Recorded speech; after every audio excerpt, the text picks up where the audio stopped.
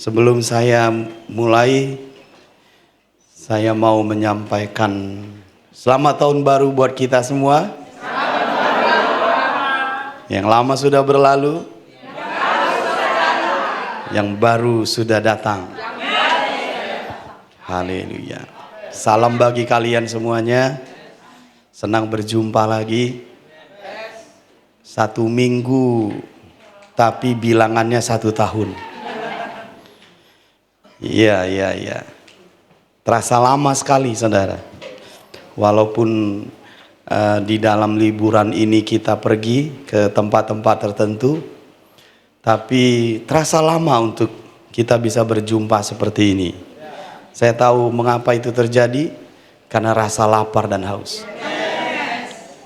Rasa lapar dan haus membuat itu menjadi sangat lama.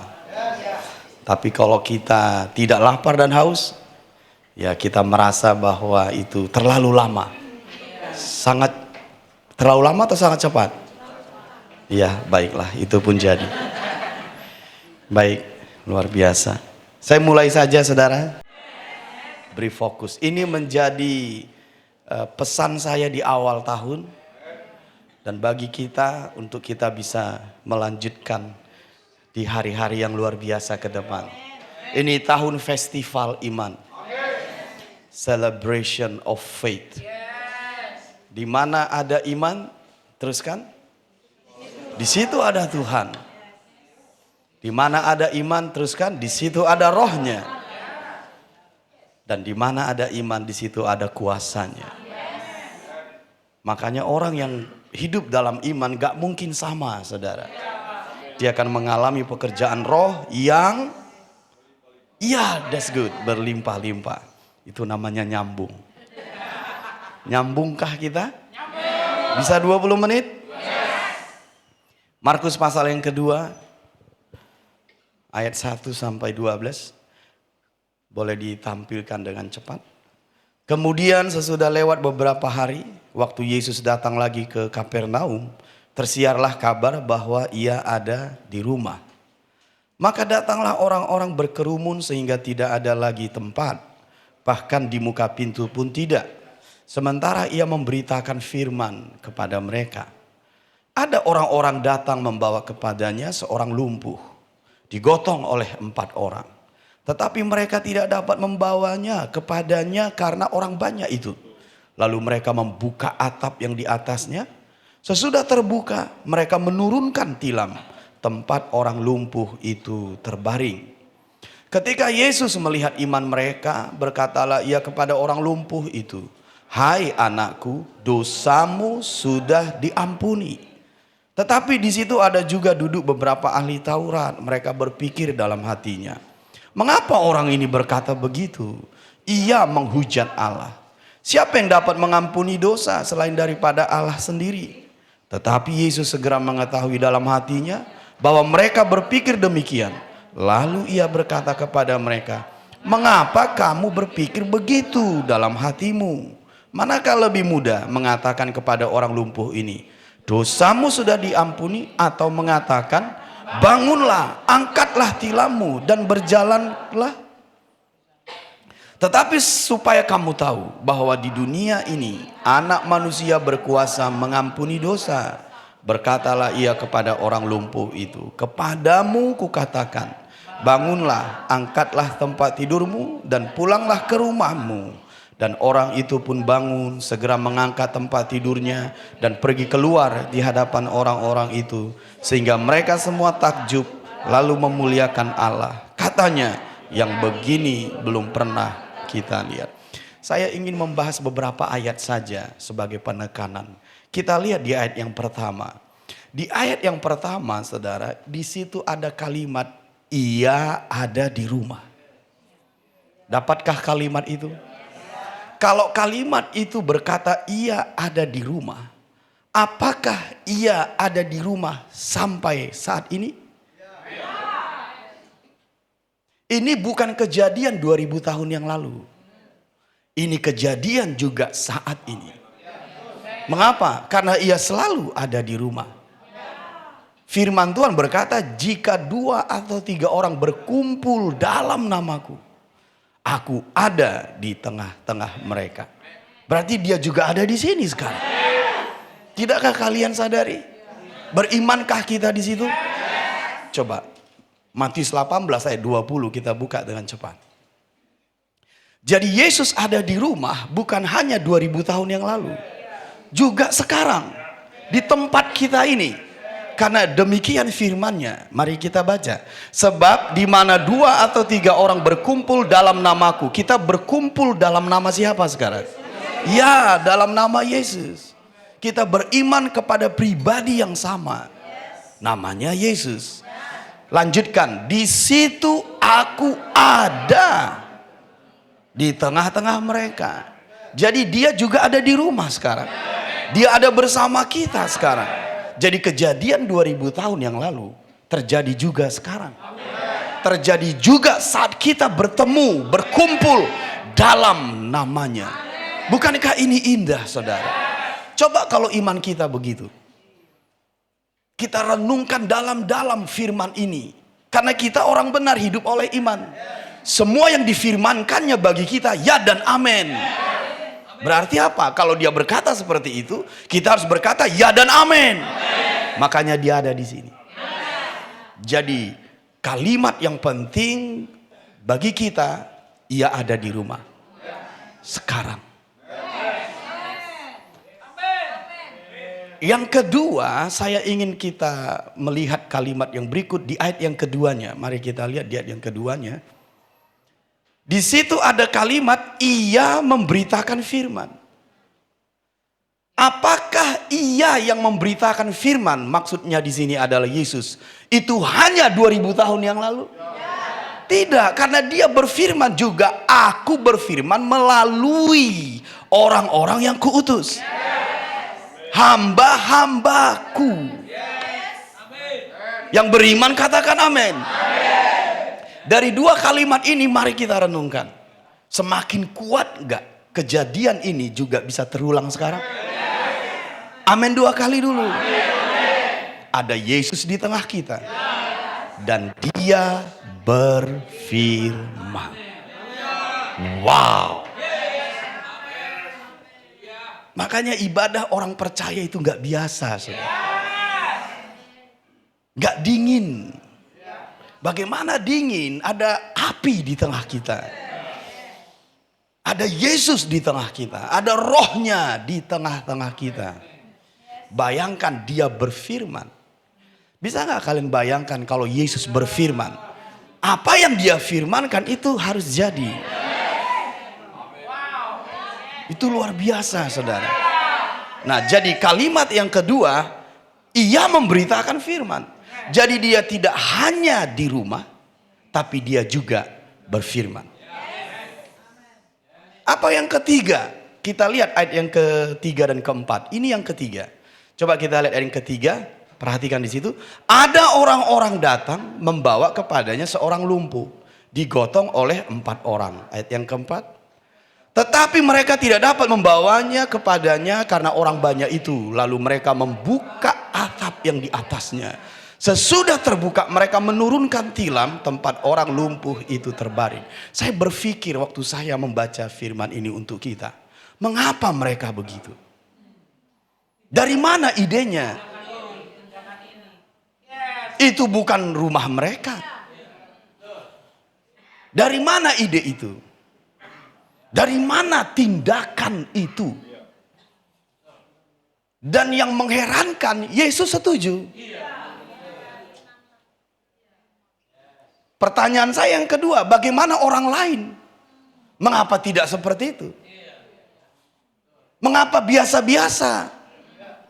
Kita juga bisa seperti ini di ruangan ini. Ada yang merespon, amin. Ada yang diam saja.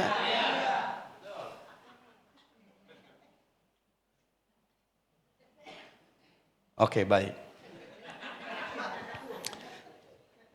Tapi saudara, saya mau kita renungkan bahwa kejadian ini bukan hanya 2000 tahun yang lalu. Ini kejadiannya hidup. Dapat berlangsung setiap ibadah.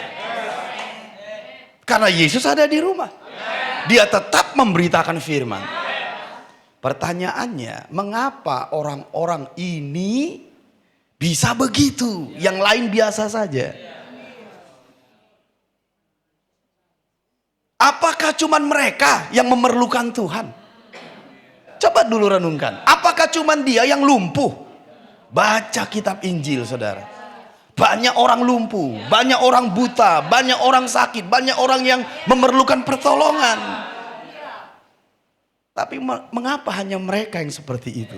Apa yang membuat mereka berbeda? Pernah nggak kita renungkan? Waktu saya menyiapkan ini bagi kita di awal tahun, Roh berkata seperti ini. Mereka itu berbeda karena mereka responnya berbeda pada firman-Ku.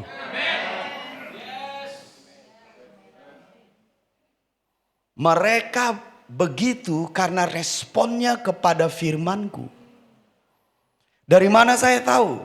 Ingat saudara bahwa orang yang menerima firman, mengerti firman, mendengarkan firman, apalagi menangkap firman. Masih ingat minggu-minggu yang lalu?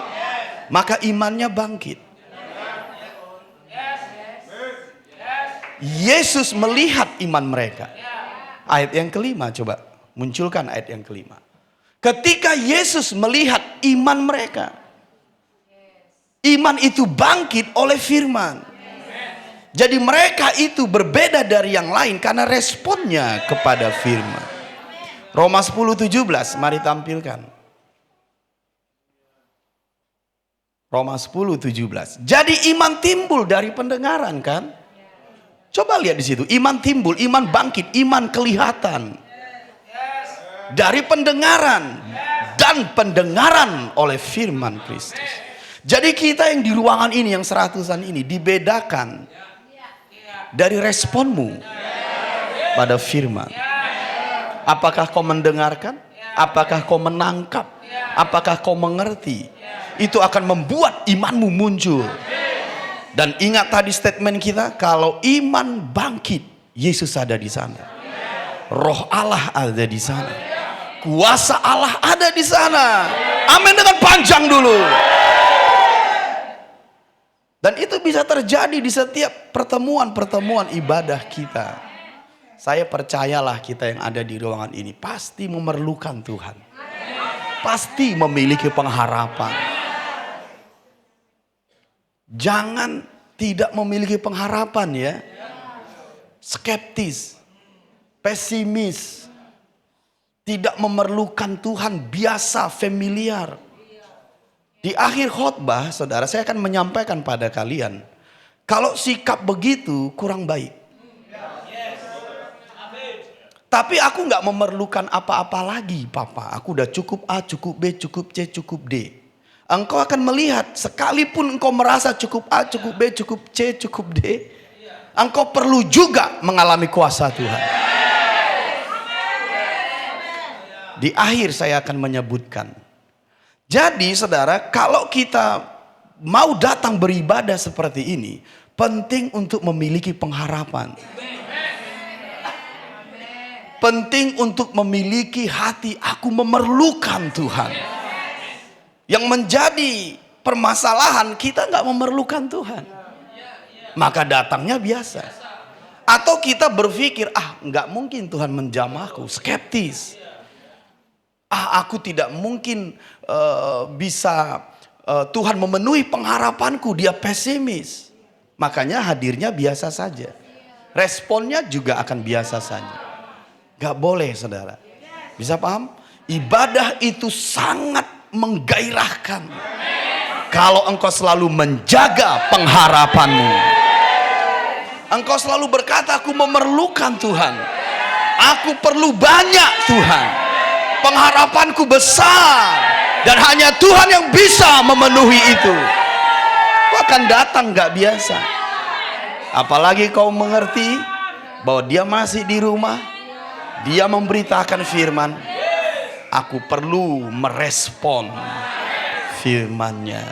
Bisa mengerti maksud saya? Jadi mengapa mereka berbeda? Karena responnya pada firman. Iman mereka bangkit. Yesus melihat imannya. Makanya tindakan mereka seperti itu. Sebutkan, saat iman bangkit, siapa yang ada di sana? Yesus ada di sana. Kemudian Roh Allah ada di sana. Kemudian bisa nggak bayangkan bagaimana hidup kita? Haleluya! Dan Tuhan tetap berfirman. Saya ingin membahas sedikit seperti ini. Perhatikan saya, perhatikan. Mengapa orang lain tidak? Bisa paham? Aku tahu jawabannya Papa. Mereka nggak merespon firman. Iya, kebalikannya. Benar jawabanmu. Tapi saudara, mari kita lihat tanggapan Yesus. Akibatnya memang mereka tidak merespon firman jadinya. Tapi mengapa mereka seperti itu? Yesus menanggapinya. Supaya kita bisa tahu mengapa mereka seperti itu dan kita menghindarinya. Bisa paham maksud saya? Coba kita lihat ayat yang ke-6. Mengapa orang-orang lain tidak seperti mereka ini? Mari kita lihat ayat yang ke-6. Sudah siap? Tetapi di situ ada juga duduk beberapa ahli Taurat, mereka berpikir dalam hatinya. Garis bawahi, mereka berpikir dalam hatinya. Sudah? Nah, ini sudah mulai masuk ke hal-hal mengapa mereka tidak merespon. Ayat yang ke-7. Mengapa orang ini berkata begitu? Ia menghujat Allah. Siapa yang dapat mengampuni dosa selain daripada Allah sendiri? Mereka berpikir itu di hatinya tentang Yesus. Ayat yang ke-8. Tetapi Yesus segera mengetahui dalam hatinya bahwa mereka berpikir demikian. Lalu ia berkata kepada mereka, mengapa kamu berpikir begitu dalam hatimu? Jawabannya, mereka berpikir dalam hatinya salah. Pernah nggak kalian cek, kalau kalian bisa juga berpikir di dalam hatimu dan itu salah? Saudara, saya tidak bicara berpikir di kepala ya. Itu namanya otak, itu intelijensi. Iman itu di hati. Jadi kalau berpikir di hatinya itu keyakinannya. Setiap keyakinan itu kena ke Tuhan, saudara. Kalau kita berpikir di otak kita, di bagian kepala ini, saudara, itu intelijensi. Iman tidak di kepala, iman di hati. Jadi kalau berpikir di hati itu udah keyakinan. Pernah nggak kita bisa mendeteksi ini pikiran di pikiranku atau pikiran di hatiku? Kalau kita nggak bisa membedakan, sulit saudara nanti kita menemukan keyakinan kita ini seperti apa, saudara. Tapi mari kita cek, Yesus melihat mereka berpikir salah di hati. Jadi membuat kita tidak merespon ya sama kondisi hatimu. Keyakinan di hatimu. Ada 3 kata di situ yang muncul. Kenapa mereka berpikir di hati yang salah? 1, karena tidak tahu. Kita tidak tahu apa? Kebenaran. Jadi kalau kita tidak tahu kebenaran, efeknya ya di hatimu. Berpikirnya salah. Kena masalah, berpikirnya salah. Kena ujian, pikirannya salah. Maksudnya di hati ya, bukan di kepala, di hati. Dalam segala hal dan situasi, dia menanggapinya salah. Bisa paham? Ini terjadi bisa yang pertama karena tidak tahu. Tidak tahu kebenaran. Coba Yesus menanggapinya seperti ini. Ini penting ya untuk kita bisa selalu merespon dengan benar. Ayat yang ke-10. Sudah sampai. Tetapi supaya kamu tahu, karena mereka tidak tahu. Bisa paham? Tidak tahu kebenaran. Tidak mengenal Yesus, tidak mengenal rencana Bapa. Bisa mengerti? Karena ketidaktahuan mereka berpikir di hatinya salah. Kita juga bisa seperti itu loh. Bisa mengerti? Nah, jadi penting bagi kita untuk tahu yang benar. Yang kedua, selain tidak tahu, yang mereka tahu salah.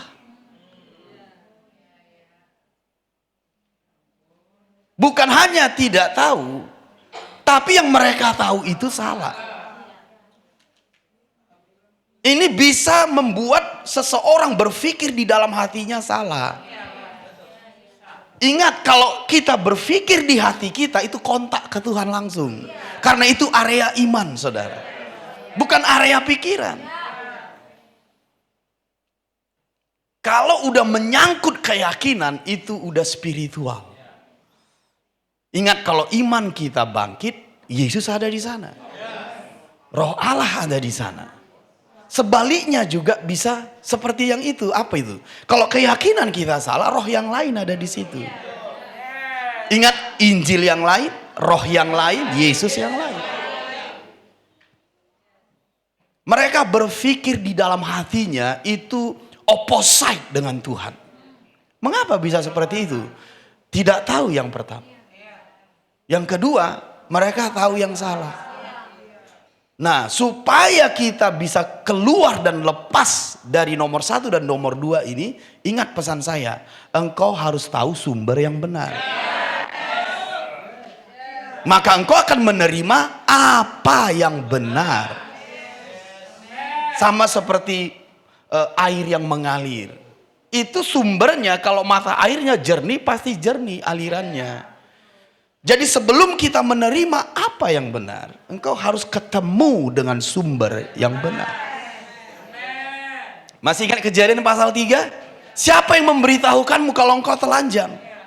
Karena mereka mendengar sumber yang salah, yaitu ular. Mereka menerima apa yang salah. Berhati-hati. Kalau kita mengalami yang seperti ini, respon kita pada firman bisa seperti mereka. Tidak seperti orang-orang yang begitu agresif dalam imannya, selalu menemukan jalan saat tidak ada jalan. Mereka tidak bisa dihentikan oleh blokade orang. Mereka percaya bahwa imannya akan mengalahkan dunia. Yesus akan mengintervensi hidupnya dan menyembuhkannya, memulihkannya. Mereka percaya itu. Beda dengan sekelompok orang yang lain. Skeptis, apatis, pesimis, tidak percaya. Malah mereka opposite dengan Tuhan. Jadi mereka tidak tahu bisa. Yang kedua, apa yang mereka tahu itu salah. Yang ketiga, memang hatinya jahat. Memang hatinya jahat. Bisa mengerti maksud saya? Kemudian bisa hatinya tercemari. Masih ingat apa yang saya sampaikan kemarin di event kita? Hati kita harus kita lindungi. Jagalah hatimu dengan segala kewaspadaan, karena dari situlah terpancar kehidupan. Saya berbicara tentang harus mengampuni. Jauhi dari kepahitan, dari sakit hati, dari dendam dan semuanya. Itu membuat kita apatis, pesimis, skeptis. Apapun yang dikatakan dari depan ini tentang kebaikan Tuhan, kita no respon.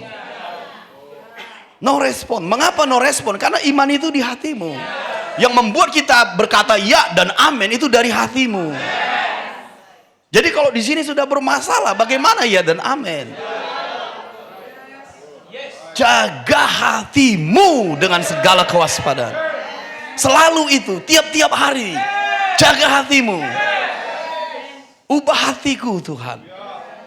Karena itu area iman. Bisa mengerti? Coba Amsal 4 ayat 23. Saya mau ending 5 menit lagi. Amsal 4 23. Ini penting bagi kita untuk awal tahun. Jadi saya mau setiap kali kita ibadah, kita seperti 4 orang yang membawa orang lumpuh itu. Selalu agresif, selalu bergairah.